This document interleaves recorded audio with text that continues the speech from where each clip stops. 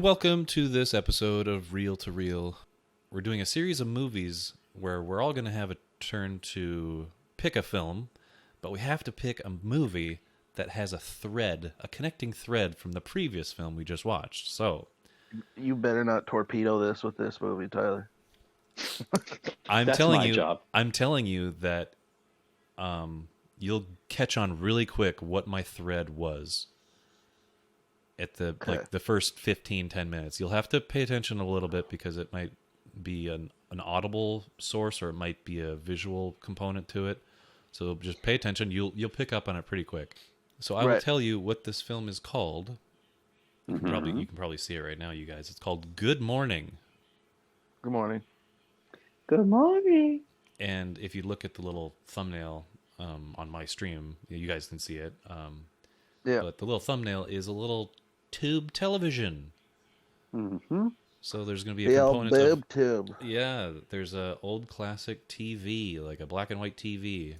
Oh my gosh, TV. Yeah, it's a brand new concept in this film because it's an old film, one directed by Yasujiro Ozu, which was one of my favorite directors because of his style and his you can pick up on his style pretty quick. It's very static shots of like Static Shock, dude. I love that. Yeah, Static Shock. But no, like the style of his movies are very unique, and you'll pick up on his style pretty quick. But he's very visual, very very laid back, very just a chill kind of director. He's not like a spectacle director like Kurosawa was, but this guy is pretty great too. Shit, dude?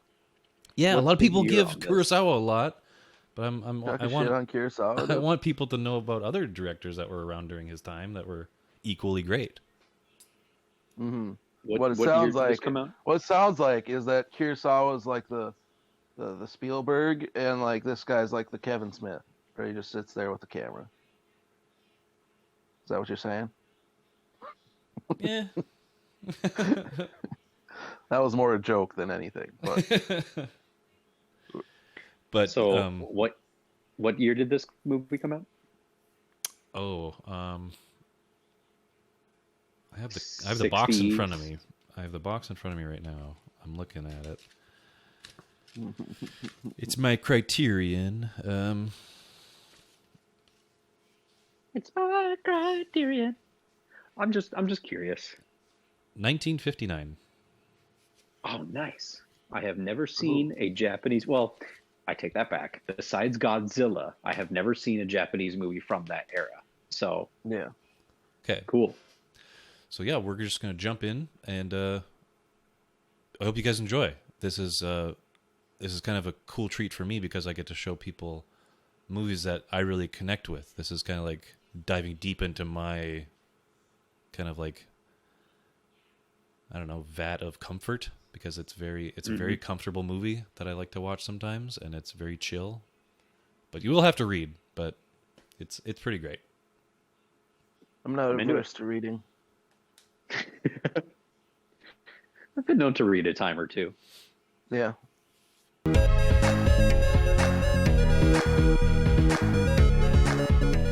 And now, our feature presentation.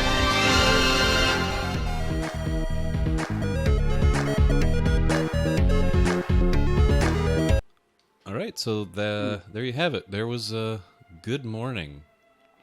Hell yeah, Ohio. Opening titles. I'm just gonna play through some of this as we talk about it.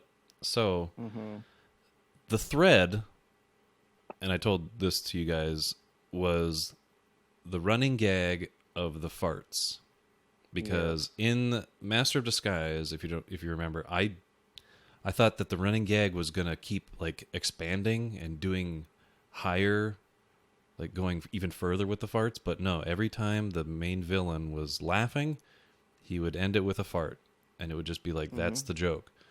So my thread was, every time they do like the fart in this, it was a better running gag to me, because it was just like, they're just goofy kids, and there's that one weird kid that can't do the fart. Yeah. and every time it's just a joke on He him shits that his he pants. shits his pants. And I thought this was like when I watched the Master of Disguise, it actually reminded me of this scene in this movie, doing that joke. And it's a joke. It's a joke that's the shit his pants joke. It's a joke. It happens at the beginning and then it happens at the end. There's another time in the middle where they try to do it, but you can see he's trying to like push, but nothing happens. Mm-hmm. But then he shits his pants again at the end. It's a circular. So it's the pottery. Yeah, it's totally pottery. So you see the opening shots are, this nice little village with clotheslines and things like that. Mm-hmm. And the movie takes This place shot in this. we get a lot. Too. Yeah, this is Yeah, like- and the hula hoop is always in the Oh yeah. in the foreground somewhere. Like it's hidden somewhere in this town. But we have these kids as our main heroes. The small boy is Isamu and his brother is Minaru. Yeah. Yep, Minoru and Isamu. And they go on a hunger strike and a silent strike because they want a TV. Yep. Wow. Their parents won't get it for him. TV. It's such a really. And that's the story. It's a sweet That's story. like- Like that's it. Like that's the Yeah. story. I mean, it is really just like you said, like a slice of life kind of movie. Mm-hmm. There is no conflict. There is no there's nothing even to resolve other than the kids want a TV. It's just here There's are a few days in the lives of these people in this very small little community. There's the B plot of the mom of the little fart boys that want a TV, and the dues for the women's club they're part of goes away. They can't find it. Then it becomes this whole thing about she is like gossiping about everybody and talking shit if they like owe her anything that hasn't been paid back or some shit. Yeah, Yeah. everybody's confused because it's like, oh well, I gave it to this person, and then this person was supposed to give it to our like chapter head, and she says that she did give it to her, but our leader says she never got it, and Then our leader says that, and our leader's got a fucking washing machine. So did she fucking pocket it and buy a washing machine? Mm-hmm. it's like everything ends up being connected by the end, where like the mom of Kozo, the pants shitting kid, Yeah. she has a washing machine, and some people are, some of the moms are gossiping like, oh well, maybe she used the money from our dues to pay for the washing machine, and other people are like, no, she wouldn't do that, she's on an installment plan. And that connects to their little fart game, and it connects to Drunk Dad, who later on ends up selling like washing machines and TVs. That's how they get their TV. Yep. He's like, oh, then we have installment plans. That even connects, like, it's you can see the spider web where like the teacher is working on a translation for the aunt, right? Yeah. Mm-hmm. And that connects back to the kids who want the TV. They're farting around their teacher, the pumice stone, everything. Mm-hmm. Yeah, it's very. It's just a pleasant movie to watch. It's like it's not super interconnected. It's connected, and you nothing connect with the like kids. Left dangling. Right. I connected so much with the kids and their whole journey. My boy, fucking Isamu. Isamu was the real one. Dude. No, seriously, like every time somebody watches this movie, they connect with Isamu because of his like. Isamu showed up. Yeah, he showed up, and he's fucking like he's very cute and pleasant. Well, he just wants food. He wants a fucking TV, and he wants to say "I love you." That's all he wants to do. Yeah, he was very innocent and very genuine. They got the perfect cast. The cast for that kid is just the best. Like he's written like a kid too. You know what I mean? Like it's so many of these actors don't seem like they're acting a part. It really does kind of feel like we're just getting a sneak peek into this tiny little corner of Japan. Like everybody seemed so natural. There was nobody that stuck out of like, I don't know, didn't seem right for this part or didn't. That's part of what was so enjoyable and like comfortable to me about this movie was the time period, the fashion, the like style of the homes, like every single thing. It was just everybody is so dependent on the smallest things, and that makes it so quaint and so, I don't know. The biggest revolution in these kids' world is the TV. Like the salesman coming by and the whole interaction with grandma about the pencil. He had pencils and toothbrushes and scrubbing brushes and all these things. It's such a small thing just to have these like little door-to-door salesmen who are coming by and like, hey, do you need these things? Because they're not going to Walmart and buying these things. It's such a small, tight-knit little like community here. And like we were talking about really early on, I think how it's shot lends a lot to that, where you can kind of see as we're scrolling through here, like there's a lot of shots like right here where we're in one house and you can see straight through to another house, and then there's a lot of talk between like through the alleyway. There's a lot of shots from inside the house looking out the door, right? Like we're in the middle of the house looking at the dude at the door.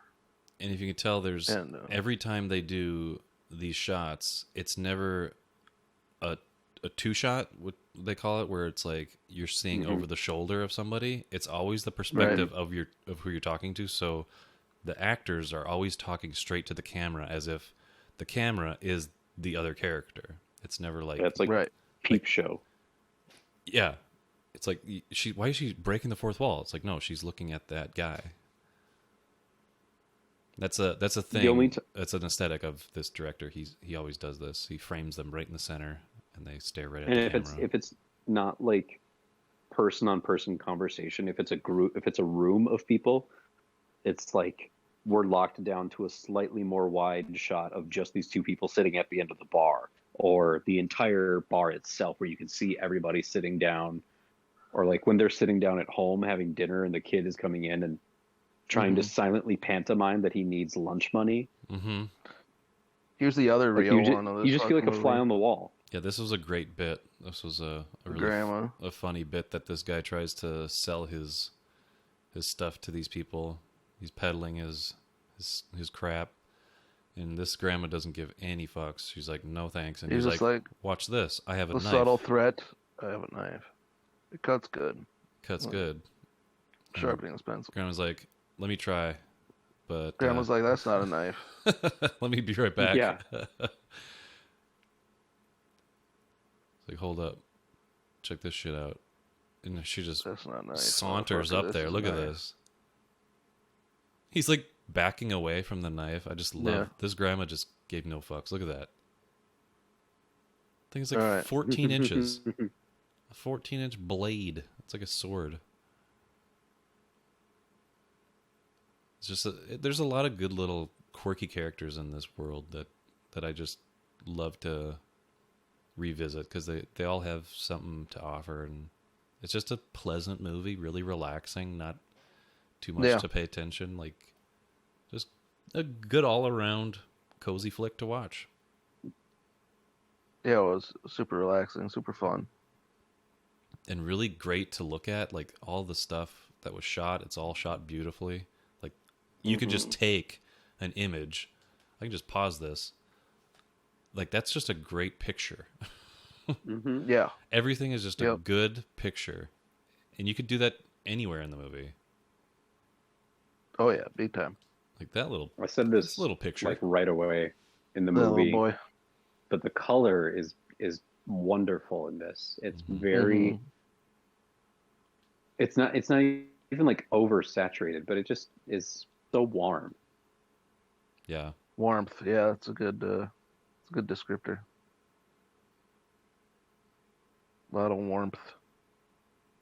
It's nice that this movie is only 90 minutes, because like we're watching this, like we started watching this at about 9 p.m. So if Bradshaw was in what he calls the danger position, this is a movie that I could very easily just like put on and very like relaxed, fall asleep to. It never gets like very loud, and it never has like flashing images. It's just very peaceful. There's rarely dead moments though in the movie too that would make you bored, right? There's always something happening. Right, and the running gags of the farting, it's like that always brings you back in like to this world. It's like, oh, these guys are they're all just goofy. And then after every it seems like after every extended scene at a place like this, then you have another scene where it's the neighbors popping in and out. So you got a bunch of stuff happening, keep your attention. Like, oh, this person's here. Oh, this person's here. Oh, this person's here. Yeah, like it seems very deliberate. Like these shots. Yeah. A shot that is framed well, that is also framing another, because like the person standing next to right there is essentially framed by those roofs as well. So it's like double frame. This in black and white could definitely be like something from Kurosawa. Mm-hmm. It's grandma praying that her family wasn't so shitty. That was awesome. God help me. I hate my daughter. Trying to deal with it as best she can. My fucking daughter sucks. My fucking grandson shits his pants. And fuck her husband. I don't like her husband. That's like the grandma to a T, and I love it. Also, the 30 fucking calendars in this house. Yeah. They're just busybodies. There's another nice looking shot of the school. Mm-hmm. It says a lot about this movie that the like climax was the kids like quote unquote running away. Yeah, that was like the big thing. Like, oh no, the big issue's happening. The kids are gone. The kids are missing. What are we gonna do?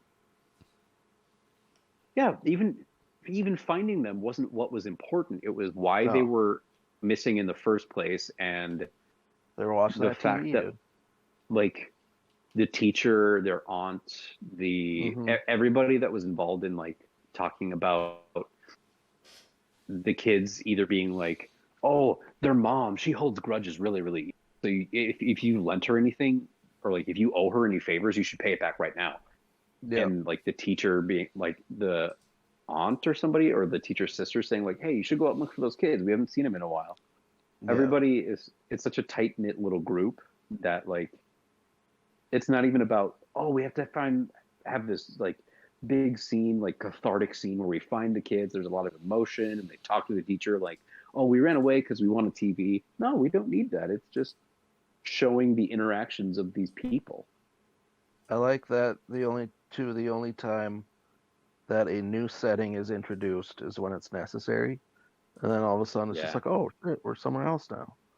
Like you're very much in this group of houses, this neighborhood. And then it expands to, the English teacher's apartment. And then you go to like the fucking school. I mean, you have the road to where they go to the school. Mm-hmm. And then it's only like a few things get added throughout as just it necessitates it, but it's always, just these houses of these kids for the most part. Right. I like it. Yeah, I'm glad you guys got to see it. Give me that money. There's really not much else to say about the film because I'd like people to just, give directors like this a chance, like these old directors, because they like established their own style, and like it's been replicated, but not to the extent that like this guy Yasujiro Ozu strictly did this for every one of his movies. Like other directors would be like, all right, I tried that for this movie, I'm going to do something else. But this guy always does these like slice of life, really small portrait, like intimate style films where it's all just really peaceful and calming, and it's kind of like you get sucked into this world just by the aesthetics of the shots and things like that. So I'm glad you guys got to see it because it's one of my favorites. We were talking about too how Brad brought up it's got a lot of the shots are kind of low too, like this, so it kind of brings you to their level. Yep. Right? You kind of in there with them. Mm-hmm. Yeah, I really enjoyed it. It's and we, like you said, like not much more to say that you want to say about it, but like we pretty much said it all at this point. Like it's, yeah. I mean, there's you got to just get the sucked finer into the points world of everything, but like the story is what we said, and that's about it. Not in a bad way, but like that's that's the story. Right. It's well told. Yeah. And it's fucking. What you're missing is the specifics and the subtleties that we can't say with words, essentially. Yeah, you're missing just the how it's brought visually to your eyes. Like it's all this, all these is like aesthetically pleasing shots. Everything plays a part in this big narrative. So yeah, the story might be simple, but it's like an all-encompassing thing where you have to pay attention to not just the minutia, but just pay attention to other things like the shot compositions, the framing of the characters, it's a good like a baseline for how to make a film almost too. Like if you want to do these shots, they're really simple shots. They're not hard to achieve. You could do this yourself if you just paid attention to what you're doing. They're not boring either. No, they're extremely simple. No, almost to the point of like other people. This could just be laziness, but you can tell that it is a specifically like it is a choice of what he's doing and why. The complexity comes in like how well it's composed, right? The shot itself is easy. It's the composition where he's like, well, and they look like simple compositions, but it's figuring that out where it's so aesthetically pleasing and just a good shot. If it wasn't so deliberate, it could get very confusing because a lot of the interiors of these houses look very similar. Right. Which they are essentially all the same house, right? Mm-hmm. Yeah, but I mean, you might even end up thinking, oh, this is just one big building, and these are all just different subsections of it, or something. Like, right? It's impressive how it doesn't feel boring, and when you get to a new location, it doesn't feel like, oh, thank God we're getting out of there. It's just like, oh, cool, a new place. Yep. Exactly. So that was it's another layer being added to it. That was I would Ohio. like to know. Well, I would like to know more about like this director and this time period in Japan. Sure. Because I feel like probably his own the like it seems like TV is kind of put on a pedestal in this movie in a celebratory way. Where by the kids, yes, but the parents are kind of like standoffish with it. Well, it was relatively new at that point. Well, they had that line saying like it turns Japanese people idiots, like it'll make us all idiots. Well, yeah, they came from the standpoint of like too many conveniences isn't good, right? Mm-hmm. Too many conveniences is a problem. Think about it like you were saying, like almost every single one of these families, like except for Isamu and the grandma. Well, no, grandma's pretty shitty, but like except for Isamu, everybody is kind of either like petty or self-absorbed or not even caught up like in a their really own bad shit. way, but they've got these tiny little character traits to them that could be seen as negative. Yeah, but Isamu's just like an echo. He's an echo of his brother.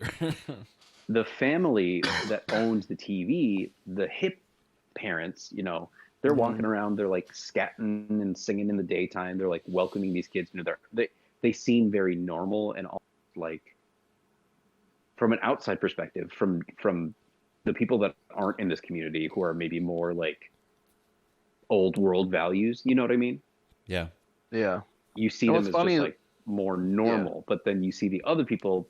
There's always confusion about the money just because they can't have like conversation. They've always got to gossip and stuff. So it seems like TV is being celebrated as a way to expand your horizons, to like stop gossiping. Yes.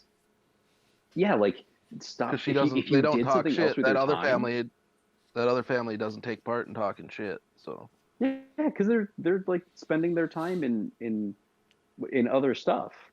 Mm-hmm. Getting out of their own heads. Yep. They what's funny too is like by the end of the movie, that family is moving, right? Yeah. So it's like they kind of had they're enough. leaving. So it's like they're leaving and they're taking that TV with them. But guess what? We got a new TV.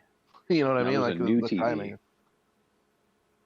But I would be curious as to what this director's experience was growing up, his family life, how his family maybe viewed television when that started coming around for them. This time period in Japan of a lot of these people are like out of jobs or not too worried about money, but they are very conscious of their lifestyle and how their income impacts that. So I would just wonder, like, it's about 14, what was going 15 on at that years time post World War II at this point. Yeah, exactly. You know. So and, yeah, TVs are pretty new at this point. So it's like, just in general. And TV being a like kind of byproduct of film, this is a story being told through the medium of film that is reflecting on like its sister almost. Mm-hmm. Because there's some movies that are about, maybe not directly, maybe not like an Ed Wood type movie, but that like animated Robert Zemeckis movie Hugo is about filmmaking. Right. And it just feels like there's some sort of like positive commentary coming from, hey, studying is good, like everything that studying's good, tradition's good, old and new. Yeah. Yep. But you need to get outside of yourself also. Lovely film. I want to be able to like walk around these sets, and I've seen so much of this setting. I want to be able to like take more of it in. Right. Yeah, this is not his most popular. His most popular one is just called Tokyo Story, and I have that one too. That's the first one I had, and then this one came out, and I was really excited. Sounds familiar. Because Tokyo Story was all black and white, and this one was colorized. And I do love the color of this movie, and I love the kids, and they wear There's that fucking hula hoop. Yep, the hula hoop is everywhere. Trust me, like I've looked through this now movie. Now that I know that, I want to fucking go back and fucking. You can see hula hoops. There it is, right there. Yeah, there's a blue hula hoop out there. There's hula hoops everywhere in this movie. But yeah, I hope you guys enjoyed that, and hope everybody else gets a chance to watch it. Agreed. Yes, broaden your horizons with your film watching, and maybe you'll find something you didn't think about before, and you'll learn new directors that you come to fondly, understand and realize silly that, little boys. Yeah, the silly boys that like to play fart games. And I'll just add that a critic from this time period reviewed this film, and I think they said like, "Oh, Yasujiro Ozu's fartiest movie." That's what they called this. So that's pretty farty, dude. Yeah, but it becomes like an afterthought. Like it doesn't become. It's not like in Master of Disguise where they make a point to like, oh shit, here it comes, he's gonna fart, ha ha ha. It's just like, oh yep, here it is. Like it's very casual in this. Yeah, but it still had that element of farting, so it's like, oh yeah, this movie, since there is an element of that farting, I thought that would be a kind of interesting thread, even though it was such a kind of cringy, almost easy joke to do in the Master of Disguise. In this, it's done kind of. It's very endearing in this. It's kind of pleasant. You're like, that's cute. Each age group has a different timbre to their fart too. Yeah. Fucking Isamu's is just really high pitched, and fucking Minoru's is a little bit deeper, and then fucking farty dad's got like sounds like a fucking tuba. Yep. It's beautiful. Greatest farts ever put to screen. So now it comes to you, Eric, to find a thread. I already got one, dude. And run with it. I got one. Like, do you have one after being influenced by this, or did you already have one from Master of Disguise? Nope, from this. Okay. I figured it out pretty early. Okay.